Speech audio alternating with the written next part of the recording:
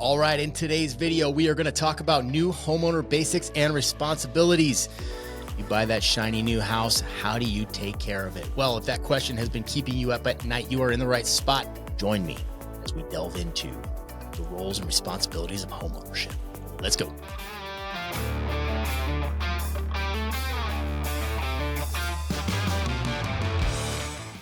Hey, we get calls, texts, and emails every single day from people just like you trying to learn more about North Idaho.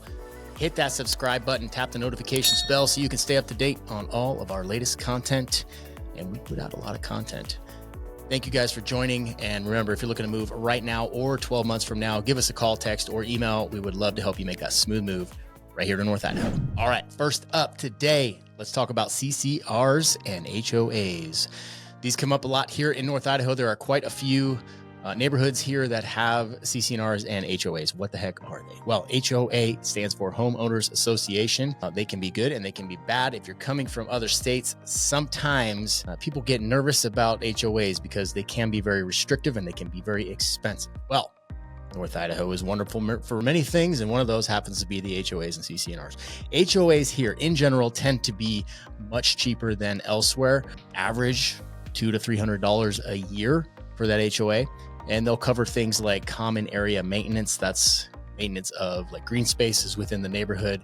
Sometimes, depending on the neighborhood, you'll get water, sewer, garbage potentially included in that as well. But those will be neighborhood specific. So CCRs, what does that stand for? Well, that means covenants, codes, and restrictions. And those are the rules that the HOA enforces in that neighborhood. So they can be things like no RVs parked alongside the house, no junk cars in the driveway. Generally, they're a good thing. Once again, some neighborhoods have fairly restrictive CCRs. So when you're looking at homes, our team will send you the CCRs for that particular neighborhood, and you can look those over and see if it's something you're willing to commit to. Like I said, generally, they're not a bad thing up here. All right, next up, home maintenance. So you buy a shiny new home. How do you take care of that thing? Do they come with a manual? Well, not necessarily, although the appliances will come with manuals usually. So things to keep in mind, right? Think about the exterior of the home. How do you keep it clean? The important thing, obviously, you mow the lawn, right? Keeping the gutters and roof clean of debris. So that's fairly important. If you live in a an area with dense foliage, you might want to get leafless gutters, which is basically a gutter with a cap on the top that allows water to go in but won't let leaves go in, or pine needles. Those are very helpful up here because if you don't clean out those gutters and they pack full of pine needles and leaves, it eventually turns to dirt and then it's just a pain in the ass to get out. So leafless gutters are a good thing if you have a lot of trees around your house. But in general, every fall, the leaves come down, pine needles come down pretty continuously. You're going to want to get up on that roof as long as it's not super high and clean it off, leaf blow it, whatever you got to do. Clean off the roof, clean off the gutters, get all that crap off the roof, and it keeps organic material from building up and then eventually turning into dirt basically and clogging things up and potentially causing ice dams up here in Idaho, of course. Next thing in line, servicing the HVAC system. So that's your hot air, your cold air pumped through your house. There's ducting that runs through that needs to be cleaned periodically. Actually, I've never done that, but you should probably do that, especially if you have animals, kids, things, nasty little creatures like that. The air filters on the HVAC system should be changed every few months. Just keep an eye on them. When they get dirty, like it's pretty obvious, they look nasty. Swap them out, throw a new one in. They're cheap. You can get them at Home Depot for, $8, probably cheaper than that. So that's something you want to take a look at too. And of course, every couple of years, I don't know that you need to do it every year, but every couple of years have a company come out and service your equipment. Like they could do it, for summertime, they'll come out and service the AC equipment, and wintertime, the furnace equipment. Some homes have whole home water filters. Sometimes if you're on a well, you'll have a water filter in the well house or in the house, wherever the pump equipment is located.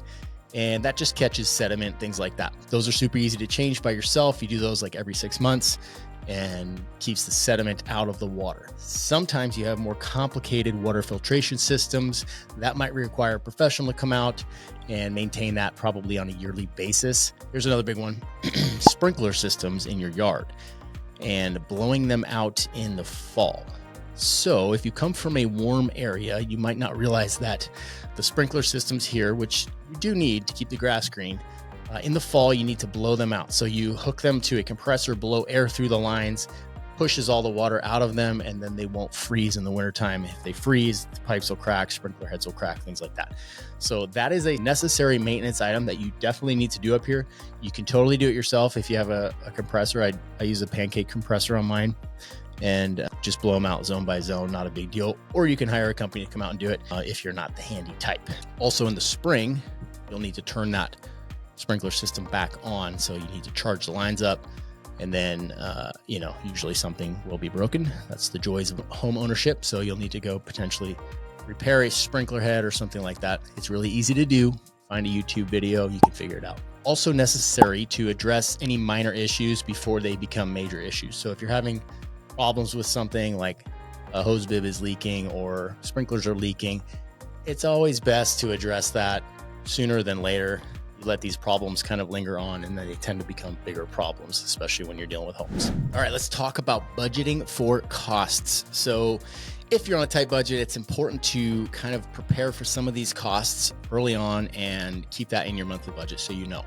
And this is outside of your normal mortgage payment, right? There will be the mortgage payment, of course. You have things like property taxes, homeowners insurance, utility bills, maintenance costs, and then you have an emergency fund as well. So property taxes and insurance often get rolled into the mortgage payment and come out of something called an impound account. Your title company can explain that to you when you go to purchase the home, because they are the ones that handle that, title and escrow. Escrow company. So that's something to consider. And those fluctuate year to year, right? Your property taxes are going to change over time. They actually went down here in Idaho very recently, which was a nice surprise. Homeowners insurance will go up and down as well. So, and that's one of those things you can shop around for that best price, because things change. The one you were with might have gone up. Now you switch over to another one. That's something we just went through in our household and saved ourselves a few $100 a month. It was actually on car insurance, but same idea. Utility bills. So they tend to be fairly consistent. You'll kind of start to recognize a pattern. Summertime, with AC being running all the time, it's going to go up a little bit in the electricity costs. And wintertime, if you heat with gas, your gas bill might go up a little bit. The beautiful thing about Idaho is they are relatively cheap compared to many other states. So, especially if you come from California and deal with the monster known as PG&E, you'll be shocked how much cheaper the energy costs here are. So that's something you can bank on saving, but still something you need to budget for. And, probably just budget high at first and just start to see that pattern, and you'll be able to understand where it's at. The emergency fund. So it's always a good idea to have a fund. I know this can be hard, on tight budgets, but the idea is to aim for 3 to 6 months of living costs saved up. Not everyone can do that, especially if you have a young family and you're starting out on a job, things like that. But that would be the goal. And then that money would help cover something major that happens that's unexpected. HVAC system breaks and you need a new one. That can be like $20,000. So good to have that money set aside so you can pay for those things. And maybe you lose your job and you don't want to go delinquent on your mortgage payments. So now you have that fund set aside. You can pull from that money and then keep paying that mortgage until you find a new job. All right, I touched briefly on homeowners insurance and insurance coverage. You definitely want to make sure you get a professional to help you through that process. We have some we can recommend up here in North Idaho when you make the move. But you want the appropriate amount of coverage for the value of your home and to cover you against potential risks like fire, natural disasters, and liability. Speaking from personal experience, because we lost our home in a wildfire in California, it's very important to make sure and look through that policy that your home is covered for the actual cost to rebuild. Sometimes insurance companies like to throw a smaller number at you, and current build prices, it would not keep up, right? So you would not be able to build a comparable home with what they're offering. So it's important to go back and look through that and make sure your coverage is really good. Thankfully, before our house burned down in California, my wife upped our insurance, so we had adequate coverage to replace all of our things and our home, which was great. Once again, that insurance can be paid through an impound account, which would basically be your mortgage payment every month. It comes out and you can pay it all at once: insurance, taxes, and mortgage, which is pretty cool. Or you can pay it separately. There's 2 ways to do that. All right, property taxes. I did touch on that. I'm going to go into a little bit more detail. Property taxes in Idaho are calculated based on the levy rate and the value of the home. Idaho is a non-disclosure state, so when you purchase a home, you're not required to disclose what you paid for it. Magically, the government has a way of getting pretty close on guessing, at least on what you paid for it. So it seems to be pretty darn close. So after you purchase a home, I would say that property taxes are probably going to go up a little bit because they'll reassess the value, and they reassess it every year. And in 2022, it's a bad year because values went up.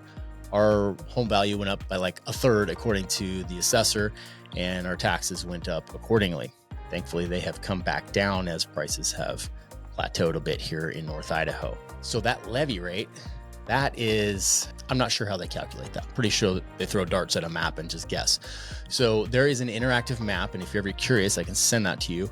And on that interactive map, you can look at the specific areas, and it's like, it doesn't seem to make sense. It's crazy all over the place, but you can pick that specific spot if you're looking at a home there, and you can see what the levy rate is, and then you can, roughly calculate what your property taxes would be. The good news, it's North Idaho. Things tend to be cheaper, including property tax. So you'll see levy rates between probably 0.6 to 0.8 something, which is cheaper than a lot of neighboring states that aren't as red. All right, let's talk about home improvement projects. So you want to plan and budget for improvement projects wisely. Some improvements can add value to your home for sure, but others may not provide a significant return on that investment. Now, if you plan to live there for 30 years, you probably don't care. But if you're, like us and move every 3 to 5 years, then you kind of want to put some thought into that. You don't want to dump a bunch of money into a project that's just not going to get you money back. I mean, unless it means the world to you. That's something to plan on, right? So, for example, ladies, if you want to paint the baby's room walls like the shimmering scales of a mermaid and buy $1,000 Poseidon light fixtures that project beautiful undersea scenes on the walls, I mean, you can go ahead and do that. Just know that money, you're not going to get it back out, right? The next homeowner that buys that is going to be like, I'm not into mermaids, so not my thing, right? I've seen that house, by the way. And guys, if you want to create a man cave painted black with wood accents and sit in there and smoke cigars and drink whiskey while ruminating on committing violence against those who wronged you, well, actually, you might get your money back out of that. It is North Idaho, so maybe do that one. I'm joking, but just know that, really think about that. If you have questions about that, you can always reach out to your favorite realtors here in North Idaho, and we can kind of guide you on that process if you're thinking on doing some home improvement projects. All right, this is an important one, local regulations. So you should know the local zoning laws, building codes, neighborhood regulations. That would be those CCRs, right?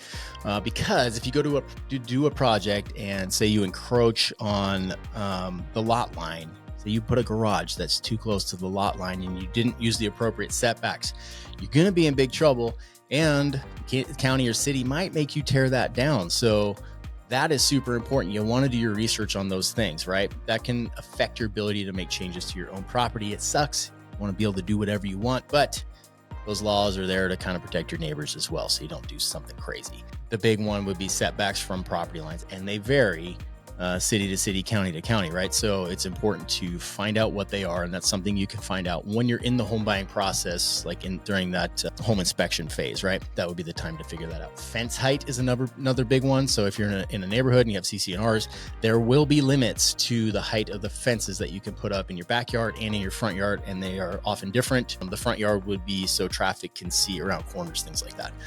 So those are things that are important to figure out. You can figure those out before you buy the home, or at least while you're in contract, to make sure it's not a deal breaker for you. But very important information. All right, last tip of the day, home security. So you should maybe think about investing in home security measures such as locks, alarms, and potentially a security system to kind of protect that property, right? It is North Idaho, but there is still crime here. So something you should consider. My personal security system is called a German Shepherd and a Remington 870. You rack that shotgun and people will listen. Promise you that. Cameras are a great way to start. You can get some cheap ones on Amazon, and they connect, so you can check them out on your phone and get those annoying messages every time your dog runs out the back door. But there is value in that. At least you can check on your home too when you're not home, so that's kind of nice. Also consider changing the door locks when you move in. If it's a new construction, maybe not as concerned about that, but if you're buying a home that is used, for lack of a better term, you might want to go in there and change the deadbolt locks so that all the keys that exist are in your possession and not out there in the world. Also consider hardening the deadbolts. Having booted a few doors in my life, it's pretty easy to kick a door down that has not been hardened in some way. And sometimes that's just a matter of driving 3 or 4 inch screws into the catch plate on the frame of the door. And that can help at least make it a little bit tougher. Just remember, if somebody wants to get in, they will eventually. So that's why we have a great stand your ground law here in Idaho. You know, once you check the box that it's not one of your drunk kids coming home, the police kicking down your door by accident, or serving a warrant, check those boxes. It's neither of those two. You are cleared hot. Hey, thank you guys for joining me on this video for New Homeowners Basics and Responsibilities. I had someone personally reach out and ask me to make a video like this, and I am happy to make videos upon request, as long as it's not for the OnlyFans crowd. Sorry about that. I will not do those videos. However, anything about North Idaho, we will be your resource. So happy to help you guys out with that. And remember, if you're looking to move right now or 12 months from now, give us a call, text, or email. We'd love to help you make that smooth move right here in North Idaho.